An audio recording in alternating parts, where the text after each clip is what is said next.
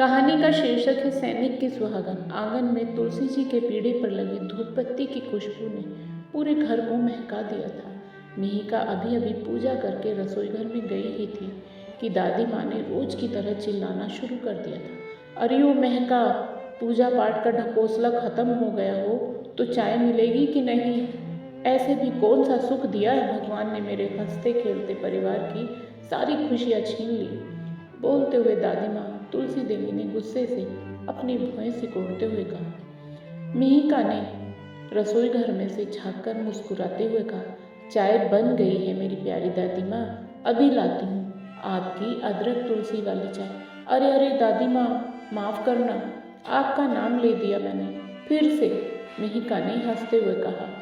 माथे पर बड़ी सी लाल बिंदिया, दोनों कलाइयाँ कांच की लाल चूड़ियों से भरी हुई, लाल रंग की साड़ी में मिहिका किसी नई दुल्हन की जैसी दिख रही थी। दादी माँ को चाय देकर मिहिका मुड़ी ही थी कि उन्होंने बड़बड़ाना शुरू कर दिया। आदमी का तो कुछ अता पता है नहीं, जिंदा भी है कि नहीं, फिर भी न जाने क्यों इतना बन सवर कर रहती है। मिहिका ने सब कुछ सुनकर भी अनसुना कर दिया था, और करती भी क्या। उसके दिन की शुरुआत रोज ऐसे ही दादी माँ के तीखे शब्दों से होती थी, लेकिन मिहिका दादी की बातों को दिल से नहीं लगाती थी। दादी माँ को चाय देने के बाद मिहिका अपने ससुर को चाय देने के लिए उनके कमरे में जाने लगी तो उन्होंने उसे आवाज़ देकर कहा, मिहिका बेटा, मेरी चाय बाहर ही रख दे, मैं उधर ही आकर पी लूँगा। जी पापा, बोलकर मिहिका वापस चली आई थी। मिहिका के ससुर तेजिंदर प्रताप जी रिटायर्ड आर्मी ऑफिसर थे। उनका बेटा राज भी सेना में जवान था। मिहिका राज प्रताप की पत्नी है। 2.5 साल पहले ही राज और मिहिका का विवाह हुआ था, और विवाह के 1 सप्ताह बाद ही राज को किसी खुफिया मिशन पर जाने के लिए सेना में वापस बुला लिया गया था। इस बात को 2.5 साल बीत चुके हैं, पर अब तक राज वापस नहीं लौटा है और ना ही उसकी कोई खबर आई है, इसलिए फौज की तरफ से उसे गुमशुदा घोषित कर दिया गया था। राज के लापता होने की खबर से तेजिंदर जी की पत्नी मनोरमा को गहरा सदमा लगा था, जिसके चलते वे कोमा में चली गई थी। डॉक्टर का कहना था कि राज की वापसी ही उनके लिए दवा का काम कर सकती है। मिहिका को विश्वास था कि राज जिंदा है और एक दिन वह जरूर वापस आएगा। उसके इस विश्वास को कायम रखने के लिए तेजिंदर जी पूरा सहयोग देते थे। उन्हें मिहिका का पहन ओढ़ कर रहना पसंद था। राज के हिस्से का लाड प्यार भी वे मिहिका पर ही लुटाते थे। मिहिका ने MBA किया हुआ था। उसकी शादी के कुछ समय बाद ही उसके ससुर ने उसकी जॉब लगवा दी थी। तब भी दादी माँ तुलसी देवी ने इस बात का भरपूर विरोध करते हुए कहा था कि समय काटने के लिए घर के काम कम होते हैं क्या। मगर तेजिंदर जी ने अपनी माँ की एक न सुनी थी। सास की बीमारी के बाद घर के कामकाज की पूरी जिम्मेदारी मिहिका के कंधों पर आ गई थी। जॉब के साथ वह घर भी बहुत अच्छे से संभाल रही थी, पर न जाने क्यों दादी माँ हमेशा उससे नाराज ही रहती थी। उन्हें मिहिका का साज श्रृंगार करना, गाड़ी चलाना, जॉब पर जाना बिल्कुल भी सुहाता नहीं था। दादी माँ मिहिका को ताने मारने का एक भी मौका अपने हाथों से जाने नहीं देती थी।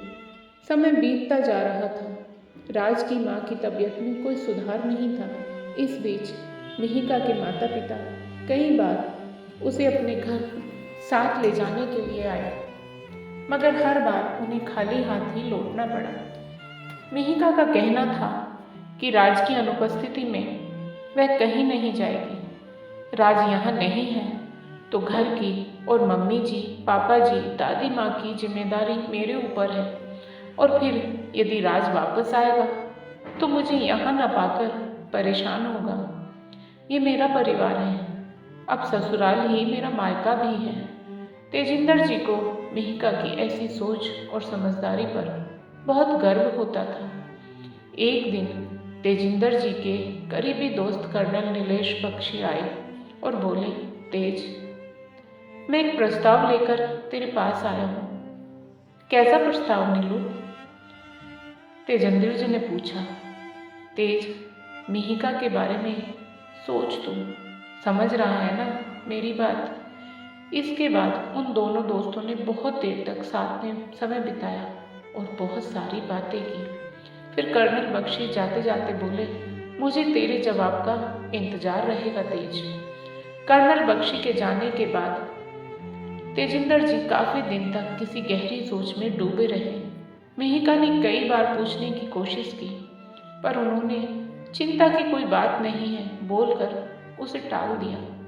पर मन ही मन वे मिहिका के लिए एक बड़ा फैसला ले चुके थे, जिसकी चर्चा मिहिका के माता पिता से करने के लिए आज वे उसके मायके जा रहे थे।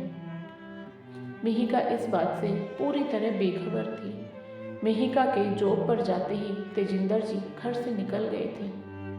उन्हें अचानक यूं देखकर मिहिका के माता पिता थोड़े चिंतित हो उठे थे। मिहिका के पिताजी ने हाथ जोड़कर तेजिंदर जी से पूछा, आप अचानक यहाँ? सब ठीक तो है ना?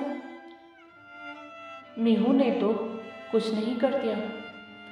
हाँ हाँ, सब ठीक है, चिंता की कोई बात नहीं है, तेजिंदर जी बोले। मैंने अपनी बेटी मिहिका के लिए फैसला लिया है, जिसमें आप दोनों की राय लेना जरूरी था। यह सुनकर मिहिका के माता पिता एक दूसरे की तरफ हैरानी से देखने लगे। मिहिका की माँ ने बड़े ही उतावलेपन से पूछा, कैसा फैसला भाई साहब? तेजिंदर जी ने कहा, मिहिका के दूसरे विवाह का फैसला। यह अब क्या कह रहे हैं भाई साहब? यह कैसे मुमकिन है? मिहिका के पिता ने हैरानी से तेजिंदर जी की ओर देखते हुए कहा, क्यों मुमकिन नहीं है? राज की वापसी अब एक सपने के समान है। 4 दिन की शादी को निभाने के लिए मिहिका अपनी पूरी जिंदगी अकेलेपन के हवाले कर दे? ऐसा मैं कदापि नहीं होने दूंगा। उस फूल सी बच्ची के विश्वास पर अपने यकीन की मोहर अब और नहीं लगा सकता हूं मैं। बिना किसी दोष के वह एक अधूरेपन की सजा क्यों काटेगी भला? आप ही बताएं, एक पिता होकर क्या आप ऐसा चाहेंगे कि आपकी बेटी ऐसी सजा काटे जिस सजा के अंत का भी नहीं पता कि कब होगा? लेकिन भाई साहब, मिहिका की माँ ने बीच में बोलना चाहा, तो तेजिंदर जी ने उन्हें रोकते हुए कहा, माफ कीजिएगा भाभी जी, पर मेरी बात अभी पूरी नहीं हुई है। इतना कहकर वे आगे बोले, मैं अपने बेटे के मोह में मिहिका के भविष्य की बलि बिल्कुल नहीं चढ़ने दूंगा। आज मेरी जगह राज भी होता तो मिहिका के लिए इस तरह की अधूरी जिंदगी उसे कभी स्वीकार नहीं होती। आप दोनों ने उसे जन्म दिया है। उसकी जिंदगी का इतना बड़ा फैसला लेने के पहले आपको इसकी सूचना देना मेरा फर्ज था, इसलिए चला आया, वरना मिहिका का कन्यादान करने का फैसला मैं ले चुका हूँ। अब आज्ञा चाहता हूँ।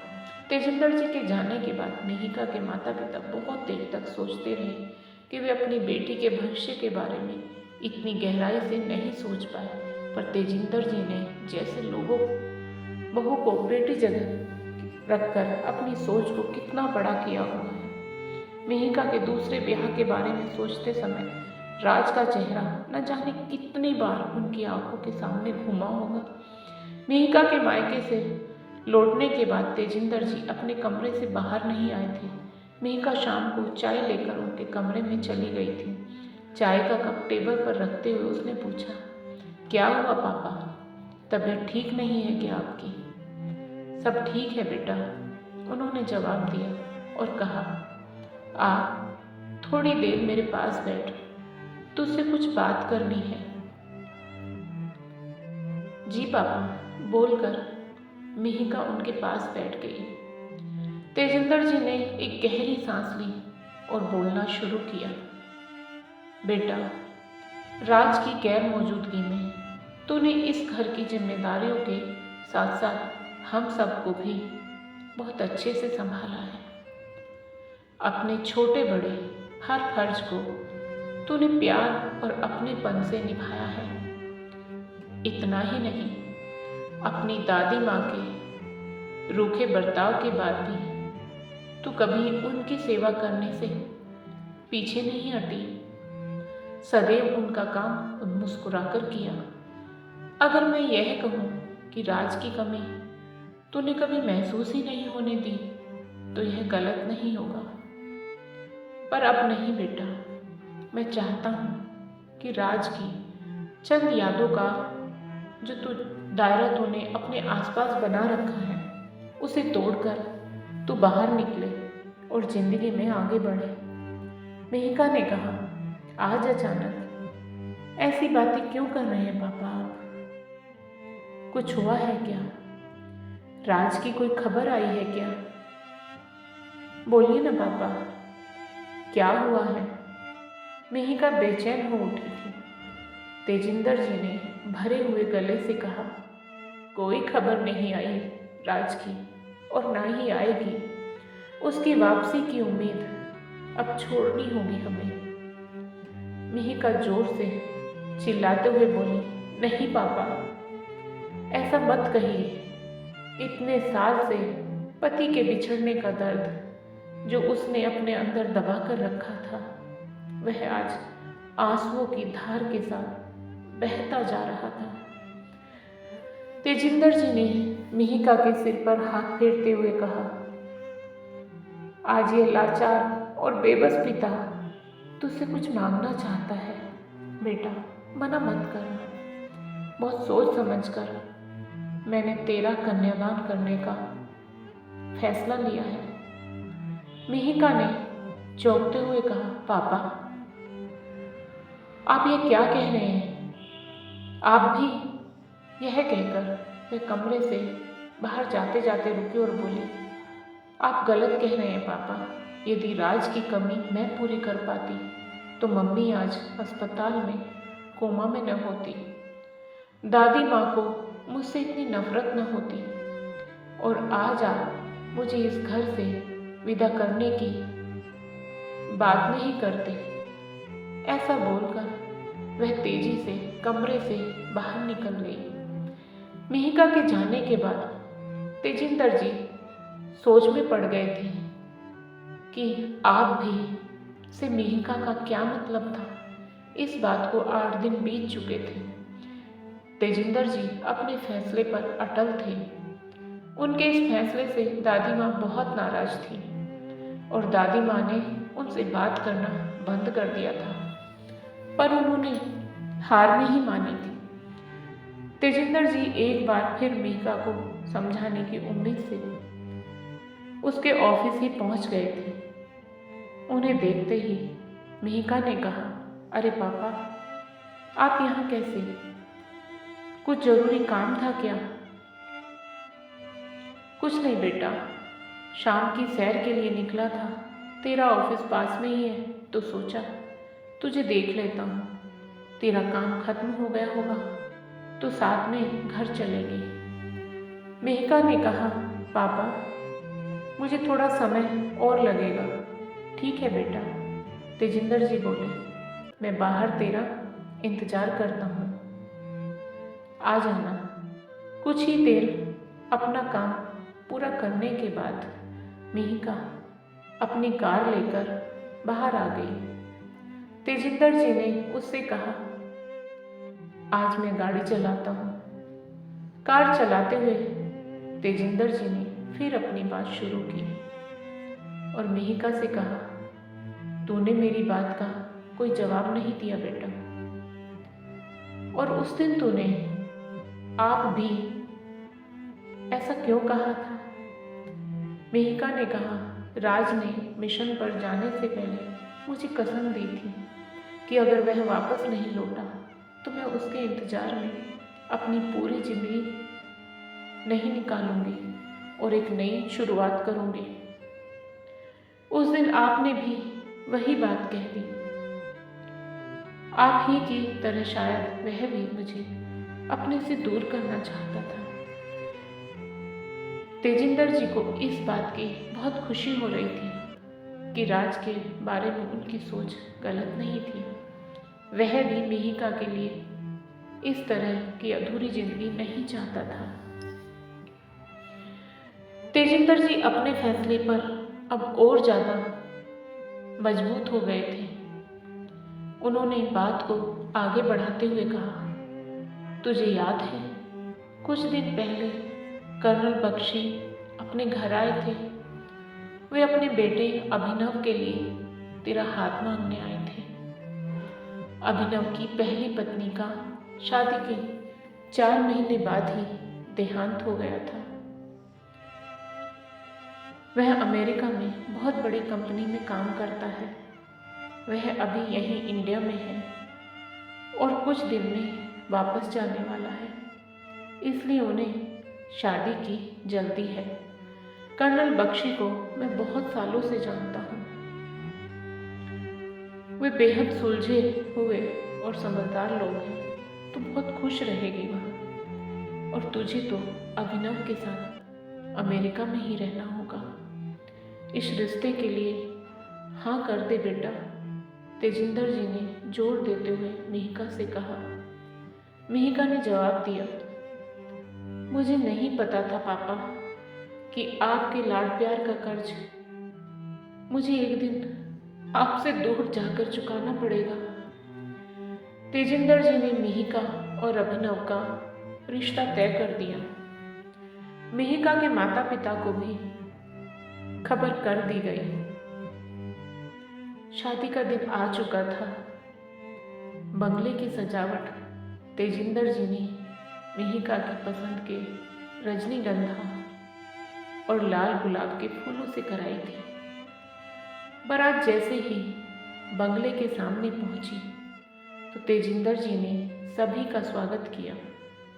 थोड़ी देर बाद मिहिका की माँ उसे मंडप में ले जाने के लिए आई तो मिहिका ने कसकर अपनी माँ के हाथों को पकड़ा और कहा, मुझसे यह नहीं होगा माँ, मेरा मन बहुत घबरा रहा है। पता नहीं क्यों बार बार ऐसा लग रहा है कि राज यहीं कहीं आसपास है। मैं किसी और से शादी नहीं कर सकती। यह सब होने से रोक दो माँ। मिहिका ने अपनी माँ के सामने हाथ जोड़कर रोते हुए बोली और बेसुध होकर जमीन पर गिर पड़ी। मिहिका की माँ उसके बेसुध होने की सूचना देने बाहर आई तो उन्होंने देखा कि फौज की एक गाड़ी बंगले के बाहर आकर रुकी है। उसमें से सेना के 2 जवान उतरे। फिर उन्होंने हाथ पकड़कर काला चश्मा पहने एक शख्स को गाड़ी से नीचे उतारा। विवाह समारोह में आए सभी लोगों की नजरें बड़ी हैरानी से उस शख्स को देख रही थी। उसे देखते ही तेजिंदर जी की आंखों से आंसुओं का सैलाब उमड़ पड़ा। राज बेटे, राज मेरे बेटे, तूने बहुत इंतजार कराया। यह बोलते हुए तेजिंदर जी ने उसे अपने सीने से लगाकर बेटे की वापसी की तड़प को शांत कर दिया। मिहिका की माँ खुशी से भागते हुए अंदर गई और उन्होंने मिहिका के ऊपर पानी की छींटे मारे। फिर जोर से उसे झकझोर कर बोली, उठ बेटा, बाहर जाकर देख। तेरे विश्वास ने आज तेरे सुहाग की वापसी कर दी है।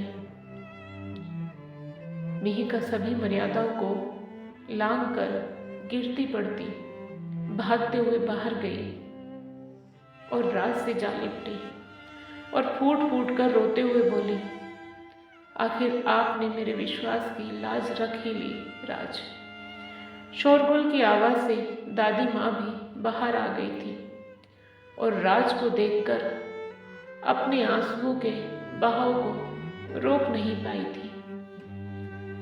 राज ने मिहिका से कहा, मेरी वापसी एक अधूरेपन के साथ हुई है मिहिका। लड़ाई में मैं अपनी दोनों आंखें गंवा चुका हूँ, जिसे अब खुद हर समय सहारे की जरूरत पड़ेगी। वह तुम्हारा सहारा क्या बनेगा? मिहिका ने चिल्लाते हुए कहा, यह कैसी बात कर रहे हैं आप? हम पूरी जिंदगी के साथी हैं। हमें एक दूसरे के सहारे और हमदर्दी की नहीं, बल्कि साथ की जरूरत है। इतना कहकर मिहिका ने अपना हाथ राज के आगे बढ़ाया और कहा, आप देंगे ना मेरा साथ? अभिनव इतनी देर से दूर खड़ा होकर यह सब देख रहा था। उसने राज का हाथ अपने हाथों से पकड़कर मिहिका के हाथ में दे दिया। मिहिका कर्नल बख्शी के पास गई और हाथ जोड़कर बोली, मुझे माफ कर दीजिए अंकल। इस घर और राज को छोड़कर मैं कहीं नहीं जा सकती। कर्नल बख्शी ने मिहिका के सिर पर हाथ रखकर अपना आशीर्वाद दे दिया। एक सुहागन का विश्वास जीत गया। दोस्तों, आपको आज की कहानी कैसी लगी कृपया कमेंट करके अवश्य बताएं। और यदि आपको यह कहानी पसंद आई हो तो कहानी को लाइक करें, शेयर करें, साथ ही चैनल को सब्सक्राइब करें। राधे राधे प्यारे दोस्तों।